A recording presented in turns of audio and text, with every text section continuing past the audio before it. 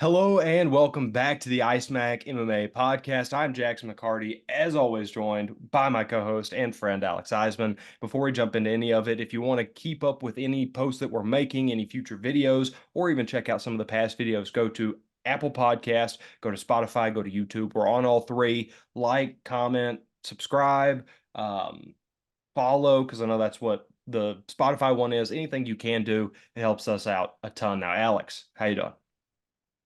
I'm doing pretty good, man. We got a great card of fights this weekend. I'm stoked. I'm We excited. we got a lot of fights. So if we stay kind of brief with the recaps, please forgive us because we have what, nine, eight fights that we're about to predict here. Nine. I think it's nine. Two, four, six, eight. Oh, I forgot to take out Munoz versus Kyler Phillips. Or wait, no. That one we're doing. We're doing that one. Which one did we decide to take off last second? Uh um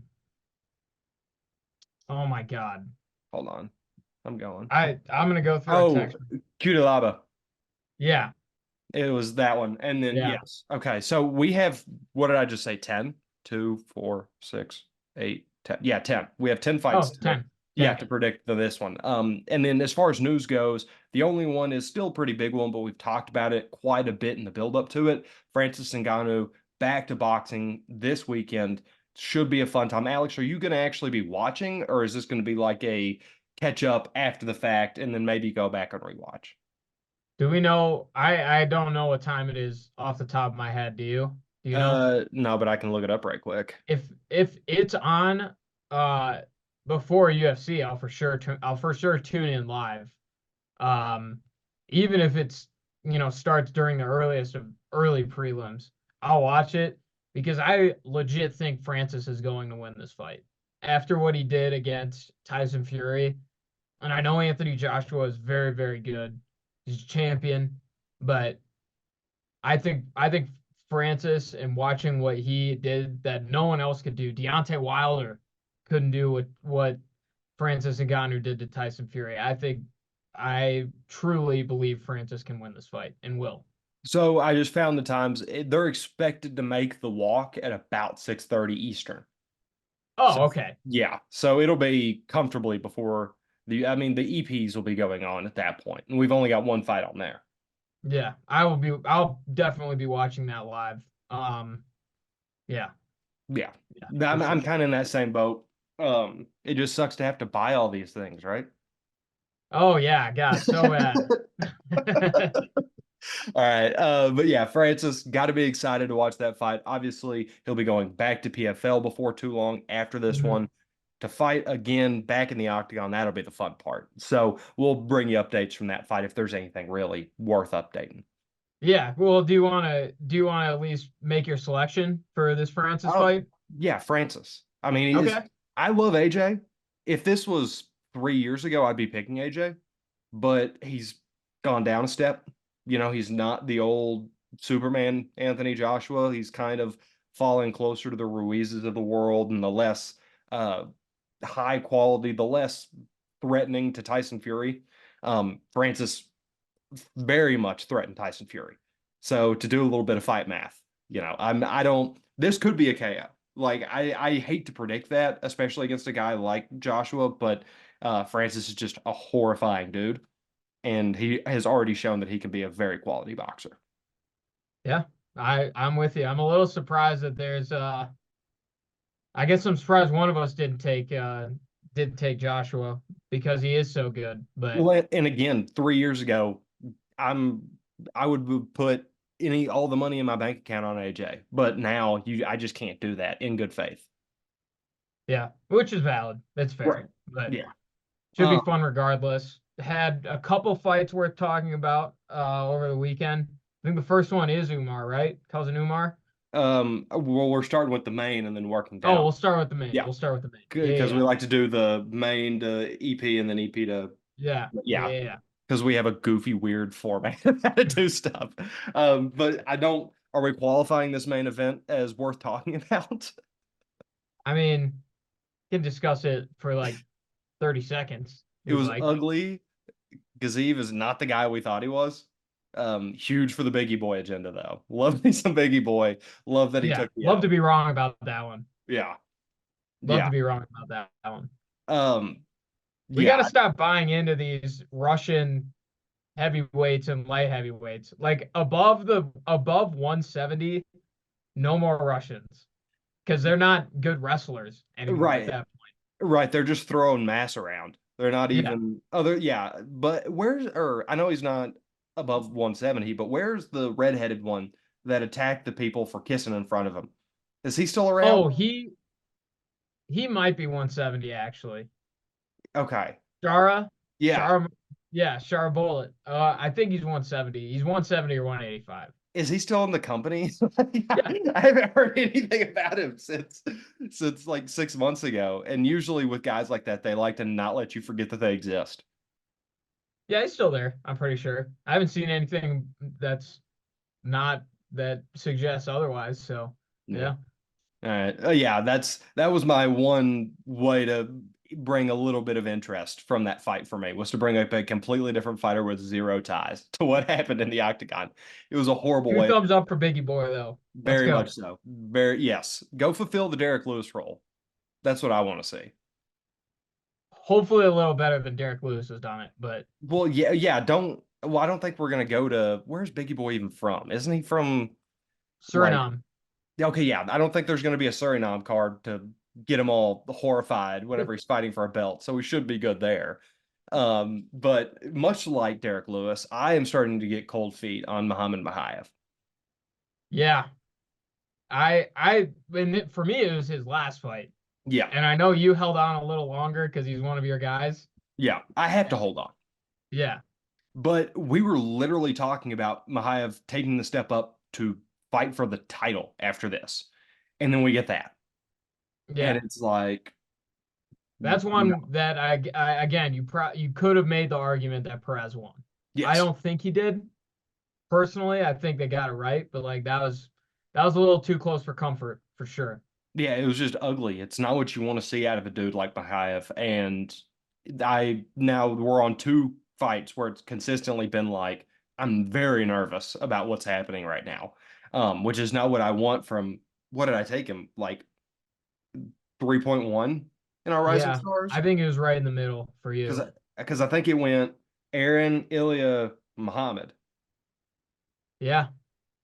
So he was in the wave of my second picks. And he's turning out performances that are not encouraging. Which also, I know that I'm kind of jumping the shark here, and if you have more on Mahayev, we can circle back to it. But why is like the Twitter collective of MMA fans freaking out about Umar's performance? Yeah, I I don't know. I don't Dude, know. his opponent landed like 7 strikes. like, Yeah. He like what just do you got want him caught to by do? one.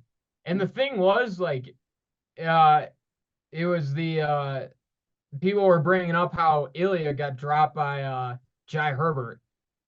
Yeah, And it's like, okay, it's like I think that worked out okay for him. it's fine. Like you could tell Right. he's talented. Like Yeah. you're not everything isn't going to be sunshine and roses along the way. Islam Makhachev got KO'd. Yeah, literally. I don't think that irreparably erased his Kamaru ability to got fight. choked out Yeah. before he became champion. Like hmm shit is just going to happen to you.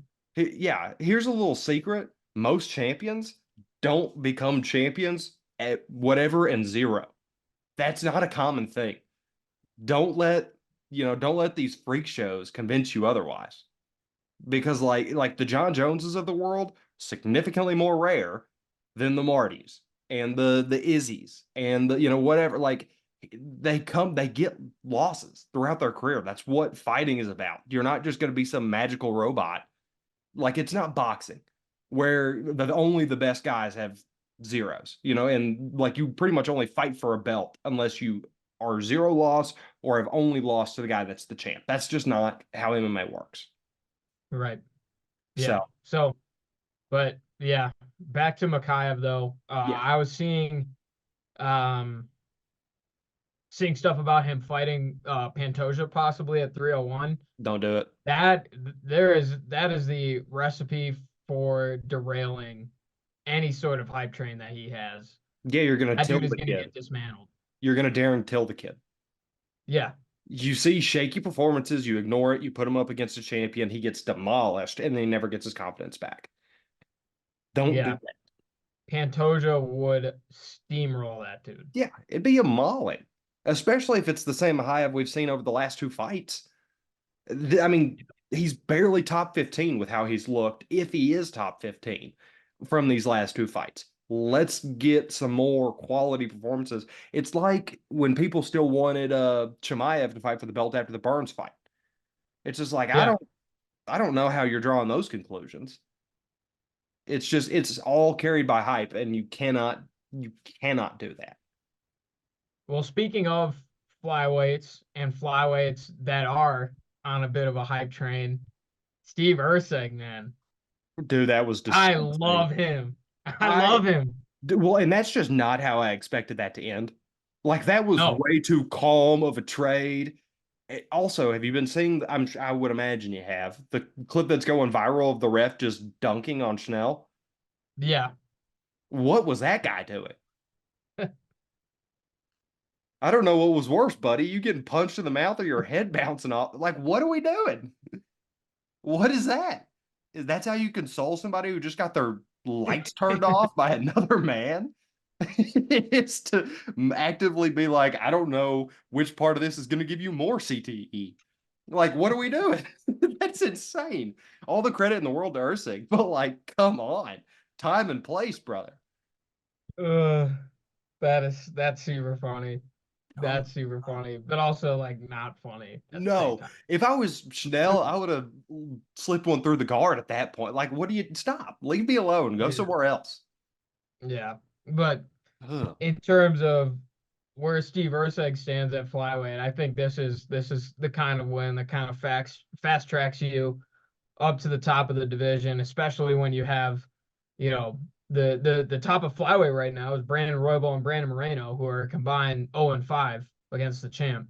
Right. You need new guys. You need guys like Albazi, guys like Makayev maybe after a more convincing win, who because he is undefeated. You need Manel Kopp. You need Steve Erceg. Like, I'd be more interested in Ursa getting the next title fight than I would Mahayev. oh, me too, What? 100%. And he's more ready. Steve Erceg's like 28. Makayev's 23. Right. Like there's still time. Ursa, he's probably close to maxing out what he's going to be. You hate to use that because MMA is not like football or one of these other things where like the game is always evolving. And I know that's the same for football, but not necessarily as much. But you do feel like he's pretty close to both his ceiling and his floor is really, really high.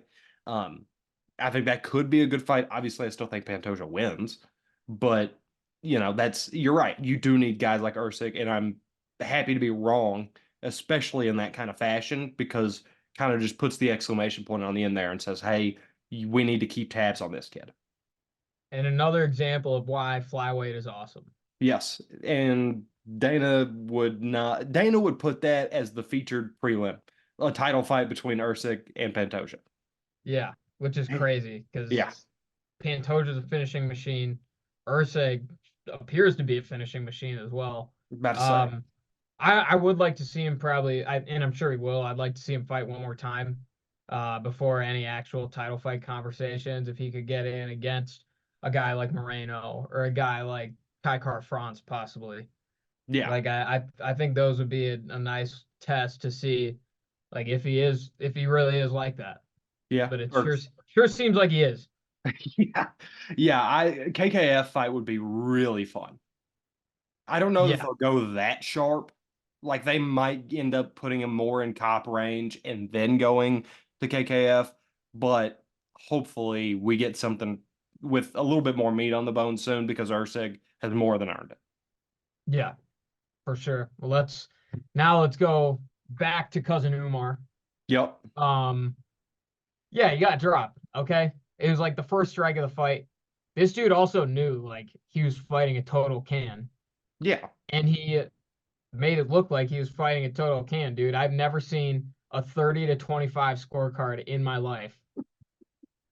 Yeah. In my time watching fights, I should say. I've And never seen a 30-25 scorecard. it was pretty close to that Ilya Emmett situation where it was just like, yeah, he had a bad moment for a second there, but beyond that, it was just murder ball. I mean, it was just horrible to watch if you were, if you're not a fan of the grappling abilities and what Umar brings to the table. It's just like this is just a decimation. Yeah.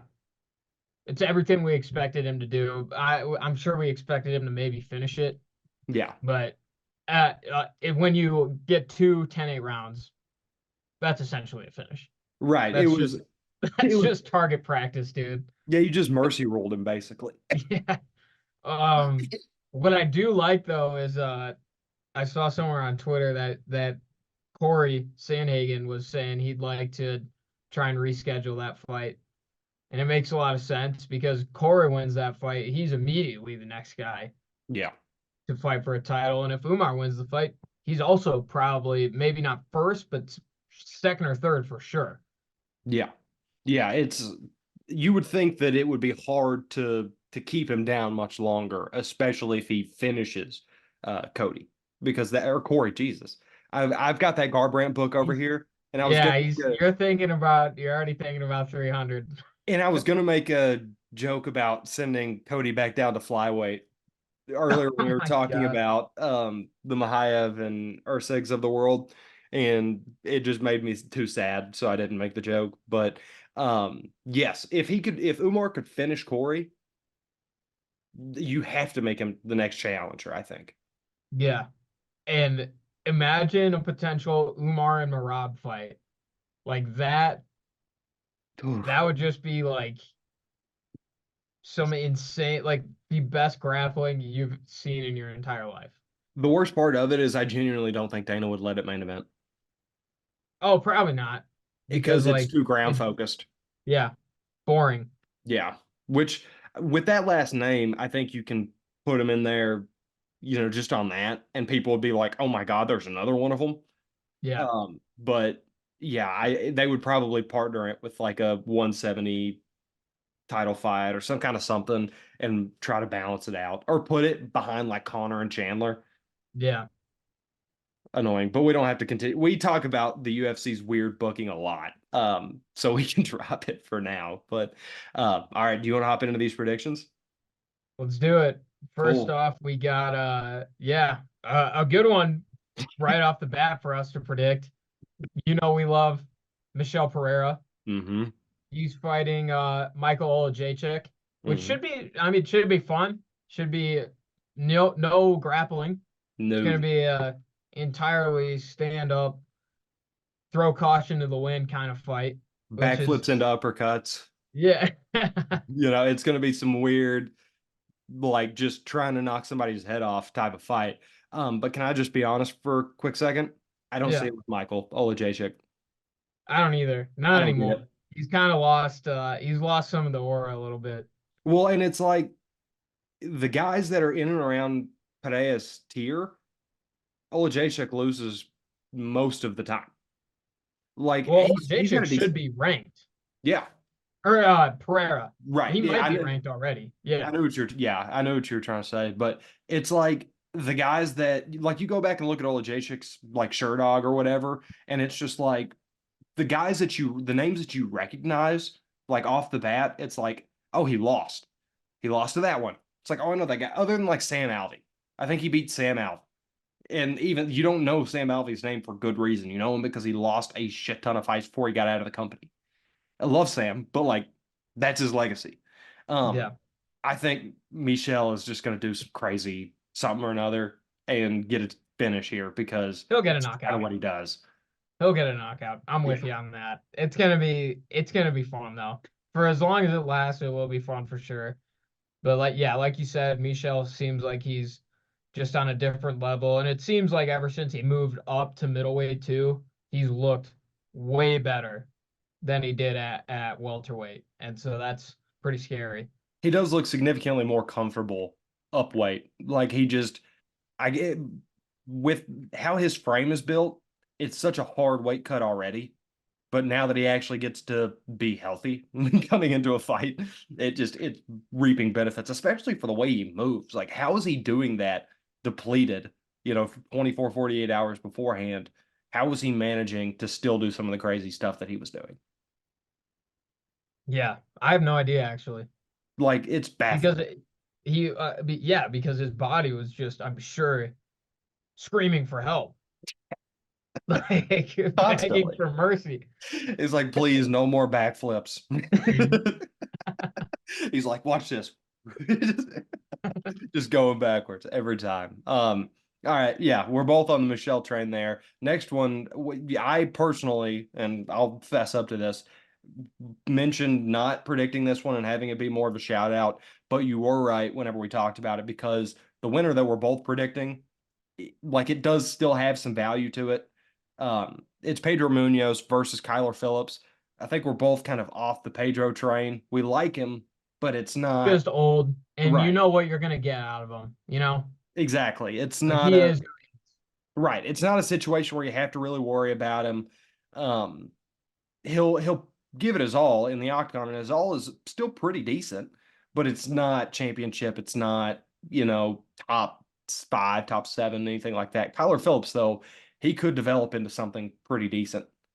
Um, Yeah, and like I was telling you earlier, like that win over Song Yadong for Kyler has aged super well. Um, at the same time, he does have a couple losses that are kind of head scratchers for you.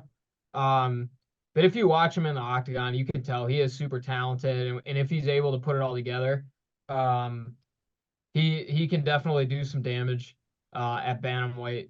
And to me, he seems like he's a higher level fighter at this stage than Pedro Munoz is. At this point with Pedro, it's just like if you're trying to beat him, you gotta like check his leg kicks. yeah, Like that's priority number one. And that's like the if you whole can camp. kind of neutralize that, like you should be fine as long as your defense isn't insanely bad.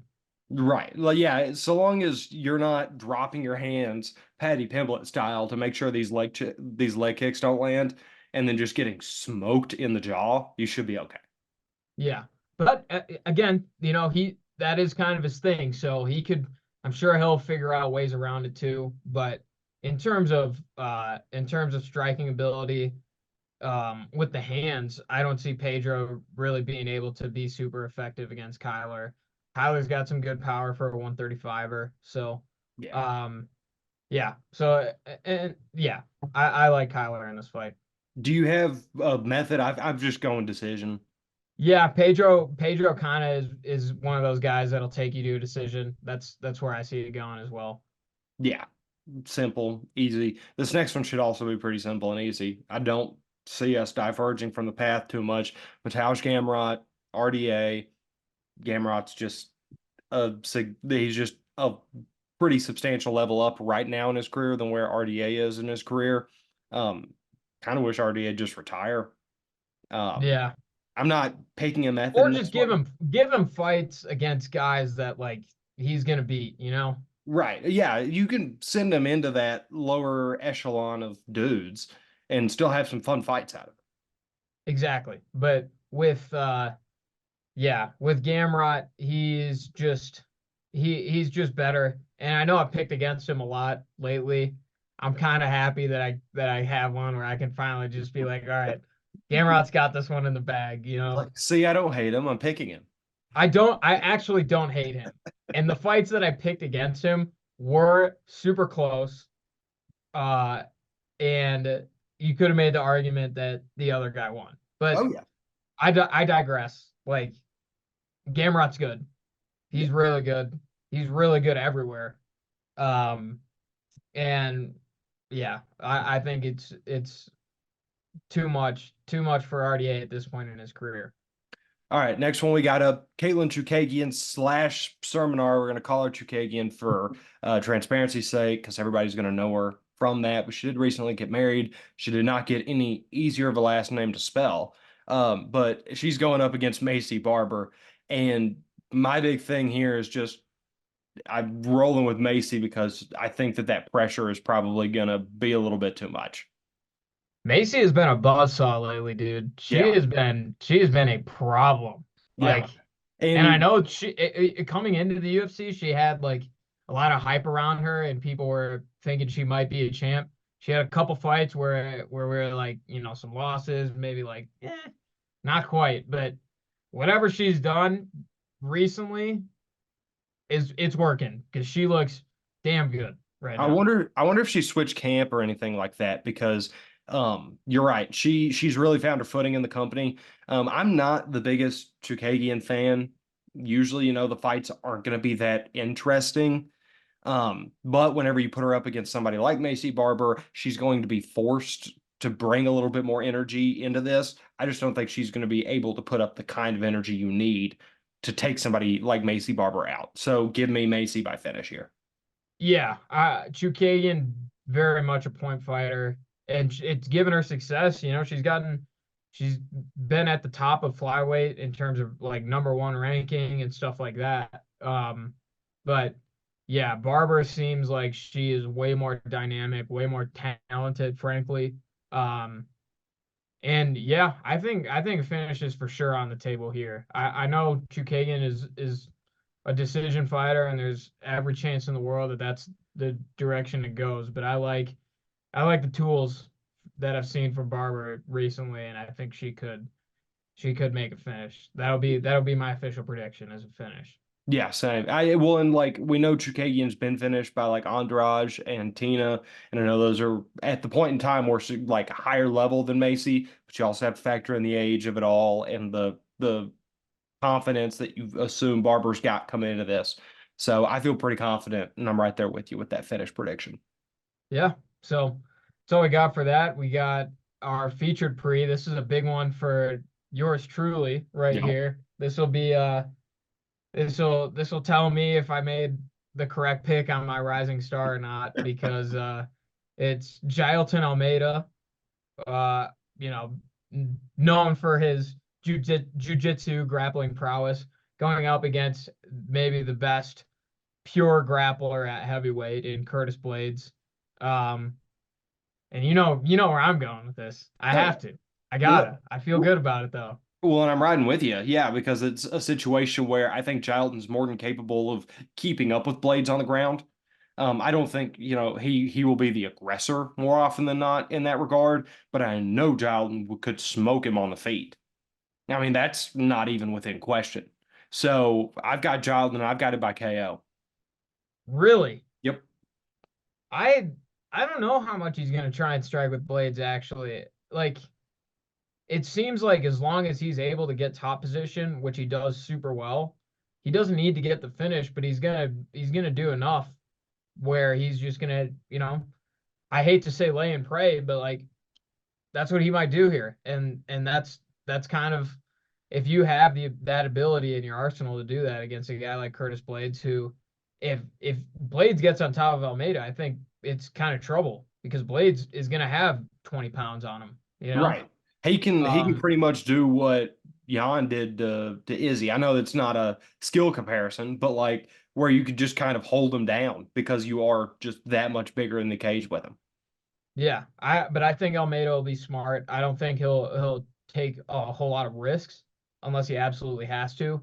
Um, maybe he'll try and strike with him if that's how he feels, because obviously that's not Blade's strong suit. But um, yeah, I think as long as he doesn't allow Curtis Blades to get in top position, I think this fight is Gilton's wherever it goes. Yeah, I'm right there with you. My logic is if it comes to more of a stalemate on the ground, they're both just going to kind of have to be standing, and you do not want to be standing with Gilton if you're Curtis. Yeah, yeah. That's where my head went. We have. Oh wait, no, never mind. There's a fight between it. I was about to say we have back to back Rising Star qualms, but we do have Piotr Jan versus Song, who we keep mentioning from the Kyler Phillips fight. But there's just no way Jan goes 0-4, right? Dude, this is like Piotr Jan for me is like Cody Garbrandt for you, bro. Like Hmm. I will always put my faith in him. I can't. I'm gonna pick him. I'm gonna Same. do it. I'm I gonna mean, do it. I can't in good faith because like I know Jan is better than Son. Yes, but it's about the Like mental at this point. right, but Jan doesn't strike me as the type to really get that like in his head about that kind of stuff. I think he's just been up against really elite dudes. Dude, seeing his demeanor and expressions after that Marab fight, I was like, Yeah, he is so cooked. yeah, Like, I was so like he's had so many just backbreakers, like both Aljo fights, the O'Malley fight, and then the Marab fight just happening after that. Like, oh my God. yeah. I kind of forgot about his general just sadness after after the Marab fight. To be honest, but I Like, still I think that that's more of an in the moment thing. He doesn't strike me as the type to go into a camp carrying that kind of weight. I hope not. Yeah. I mean, for I your really sake hope is not. mine. Yeah, I because I'd hate to watch you go through more of what I'm having to go through with Cody. Yeah. Like he should beat Song. He has like he's so revered as a boxer. Like Song isn't gonna be the guy to try and wrestle with him either. Mm-mm. So as long as I think it's standing, I think it should be Piotr, but who knows at this point, man. Definitely makes you nervous. It, I am nervous. I especially nervous that Jan's a favorite coming into it. Like for it Yeah. to have just been like even money, I would have felt so much better about it. But yeah, it's just it all is kind of set up for him not to win. But I'm still gonna ride with you and take on. I don't think we've diverged here, have we? Not yet. Okay. We Well, haven't yet. this next one feels like we will. Gilbert Burns, Jack Della Maddalena. Yeah. This I is I know where you're going. I know where I'm going. I have to, dude. Yeah, you have to. It's fair. And I'm there's not a chance he win. Like he definitely could win. I acknowledge that. But well, and Gilbert somehow or another, it feels like in every fight there ends up being some kind of issue with him. Like in the cage, like with it against Bilal, and he hurt his hand and didn't look, or he couldn't quite finish it out against Chimaev, and he couldn't do that. Like it just doesn't. I don't know. Like I love Gilbert as much as the next guy, but I don't think he's still the Gilbert that we saw coming into the Marty fight. Whereas JDM, even though he is on a two-fight split decision run, I do still think there's plenty of movement north for him. I still think there's plenty to continue to go grab. And I think that those kind of momentum situations like that tend to favor the younger guy. So I've got a decision, not super yeah, confident about it. I do like JDM's talent, but like you said, those two split decisions have kind of uh put a damper on my how high I think he can go. Um I when I look at the top of welterweight, I don't think he is in that echelon. Um and Gilbert Burns is kind of right on that border of like the the best and like the very good guys. Um so I guess we'll see. Um but for me, I'm going to take the guy that I know can beat um can hang with the top of the division, I should say. Not beat all of them, but can hang with the top of the division. Another guy who's a very good striker and grappler. I assume this is going to be a super grappling heavy approach for Gilbert in this fight. Has to be. Um, and that's shown to be successful against Jack before. Yes. So I'll take Gilbert. I'll take Gilbert by sub actually. You know what? I think Gilbert will finish him off. Maybe we will do. Pause. Pause. Yeah, that was an interesting way to phrase that. But I also will say it gives me a little bit more comfort knowing that JDM is absolutely going to be more attack based and a little bit more on the front foot than Gilbert is, and that he's not going to wear himself out like Chimaev did against Gilbert. Like it's not going. He could have similar output that Chimaev had early and still be okay in 2 and 3, which is reassuring at least mentally for me. Yeah. Yeah. It'll be close, but All you right, know. this next one, big time debut. 3 years, 4 years too late, but Michael Venom Page finally in a UFC octagon after years and years of speculating if he's going to be there, and we're going to get a fun one. I presume that Kevin Holland is going to take the Wonder Boy strategy and just be like, "Listen, dude, I'm here for the party. Let's just stand and bang. Like we don't have to meddle around on the ground. Let's just go for this." And that feels like a Michael Venom Page TKO waiting to happen. That's what I was gonna say too, actually. I was interested to see if either of us would take Holland here, but I'd love seems like to. that dude has fully abandoned any sort of wrestling. Yeah. And Which that's just how he loses. That's how he's gonna lose fights. which is Michael Page is a stud as a striker. oh yeah. I mean, like him versus Wonder Boy is one of those all-time dream fights for me Yeah, because golly, would that be fun to watch. Um, it does also suck just briefly that Kevin Holland's moved away from the ground game because him on the ground, which I know he was the one in the submission attempt, but just giving the ref the thumbs up is one of my favorite memes of all time to yeah, come from MMA Twitter. So it's quite unfortunate that we won't get any more of those. But hey, he's feeding families out here with these fights. So who cares? he is. Kevin Holland won't shoot for a takedown until he's down 0-2 on the Yeah, scorecards. at minimum. It might be oh Like 03. like like the fight's already gonna be over in favor of Michael Page unless Kevin Holland can find like a crazy sub in the third. But that dude is not shooting a takedown for at least 11 minutes. Yes. Yeah. And I think we might be more on 13 and a half for like a quick prayer sub type thing. Like Yeah. I think that might be more the range we fall on. Because again, I really don't see him trying it at all. I think he just wants to be out there having fun fights for the people. And if that requires him getting his head punched for 15 minutes, and so be it. Yeah. For like honestly, this fight and the co-main are the people's main events for sure Yes. over the actual main event. How nervous are you for this coming? Extremely. Yeah. Like super nervous. And the Are you thing is, I do like both guys a lot. are you riding with Diamond? I am. Okay. I am that, and I don't feel good about it, but like, Quickly for the setup, it's Benoit Saint Denis versus the Diamond Dustin Poirier. Alex has picked DP. You want to explain why or kind of get into it? well, okay, so in our end of year awards, in late December, I picked Benoit Saint Denis as my biggest, is like biggest rising star or something like that. Biggest, Biggest riser. some along those lines. I Yeah, think it was just biggest riser. biggest riser. It was Benoit Saint Denis because I do think he's super fun. He fought 3 times last year, looked awesome in all of them. He just so happens to now be fighting like one of my favorite fighters of all time in Dustin Poirier, who I've been a fan of much longer than Benoit Saint Denis.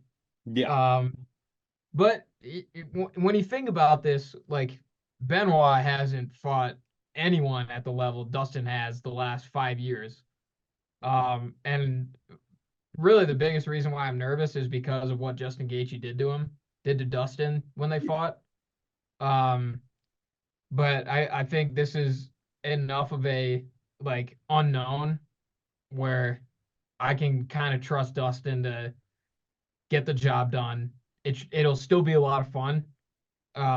But I I don't know. I as I talk about it more, I'm like, do I know? But I am rolling with Dustin. I think he's just more proven at the end of the day. I am going to go ahead and break up our continuous streak. I am going to take Benoit Saint Denis. I'm not going to have it by Broke it in finish. the last or in the Gilbert fight, but Oh, true. Well, we're only on two, and I'm pretty confident it's going to stay at two. yeah. Considering what our main event is for the night. But um, yeah, it does just kind of come back to the Justin fight for me. Like that was the first crack in the armor. And usually, whenever you're as old as Dustin is, and especially as fight old as Dustin is, and you start going against these guys that can really just come at you with some crazy stuff, it's hard to get your momentum back. So I would have loved to have something between this because you're right, it does feel like a giant leap for Saint Denis, but that's what happens when you start catching eyes. You know what I mean? When people start noticing you, then you get shot to the moon. and you have Yeah. to figure out if you can survive there or not. I do think you can though.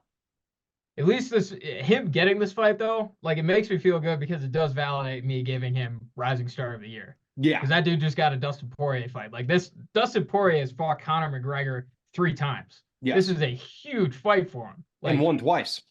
yeah, like Yeah. this is a huge fight for Benoit.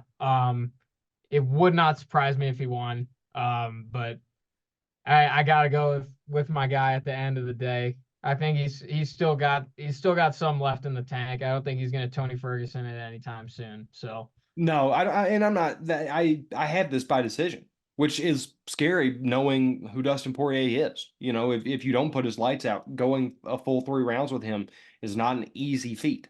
But mhm. I still think that there's going to be enough output on Benoit's part. Still think that he's going to get him and maybe clip him and knock him down a time or two, and eventually get that scorecard win. Yep. But after the two most fun fights probably of the card, we're gonna have a main event that probably won't be as fun. No, no. Uh, we've been Sean, lamenting this matchmaking for months. well, we've been lamenting this fight since before it was even announced because as soon as Sean won the title, and I told you, hey, I think they might actually book Cheeto for this spot, it went sideways pretty quick, and we've been talking about it since then. If that's what's going to happen, I think he KOs him within the first 2 rounds, 3 rounds. Yeah. Sean I KOs Cheeto for clarity. yeah, yeah. And I think this will be Cheeto trying to, wrestle, to be honest. Um and from the Piotr fight to the Aljo fight, like you can tell Sean's wrestling and his defense has gotten a lot better. Um and Cheeto is by no means a wrestler.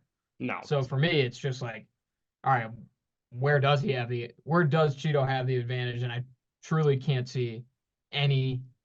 I don't think there's any area where Cheeto can get Sean. He might just try to break his ankle again. Seriously, That like might yeah, be his game. Like not even trying to be like sarcastic. Like it might just be target the same leg because it worked the one time. yeah. But I'm with you. I think this will end in a knockout probably. And then we get Um, Marab coming out. yeah, and then we get Marab to save us and get it. Really a champ who I shouldn't say Sean doesn't deserve to be there, but this him wanting Cheeto has rubbed me so far the wrong way. Like he deserves to be there because he knocked out Aljo, but like this is just, I mean, this is just a disgrace. Like I will you have say Marab, you have Corey. you do have to give him credit though because he backed off of the going to be a 2 belt champ pretty quick after he saw the reaction. He's like, okay, I get it. I'll fight Marab. That's fine. So like at least he did kind of come back down to earth. But yeah, he knew that he could get an easy first title defense out of Cheeto. He knew Dana would book it because of the previous history. And that's the only reason Sean technically isn't a 0-loss fighter anymore. So it's like, yeah, easy layup, get your first ruby. And then I hope the last thing we get out of this card, the last frame before they fade to black, is Marab coming out into the octagon to stare down Sean, but he's wearing the jacket. He's wearing the Yeah, jacket. yeah, yeah. The jacket he stole for that Sean threw off or whatever whenever he faced off with Aljo before he won the belt. That would be pretty perfect.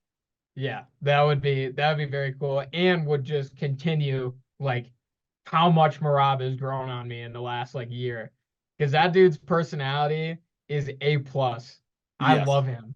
Well, I love him. and I'm sure you saw the video not too, or I guess at the last pay-per-view with the I don't even know what it was, but like the woman that walks up to him and he Oh like yeah, what was that?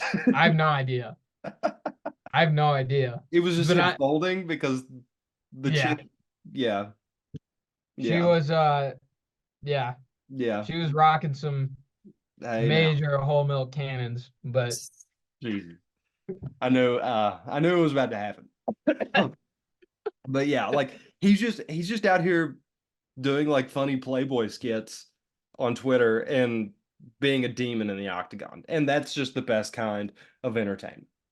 him showing up to the Mexico card too, decked out, like why does he care about Mexico? But at the same time, it's just like I'm so here for it. And Like but it's I just love it's it. yeah, he's out here to party, man. He's just showing love. Yeah. Oh Yep. gosh. But all right, Alex, you got anything else? I am all set. All right. Do you got anything else? I don't, but if they want to continue to watch when we do have anything else, where can they find us? They can find us on YouTube. They can find us on Spotify. They can find us on Apple Podcasts. Fox 19 Jackson on Twitter this time. We got big Cincy Yeah, guy over here check that changing the out. handle. Alex Eisman KGWN on this side. Yeah, let's see what happens this weekend, man. Let's see what happens. We'll see you.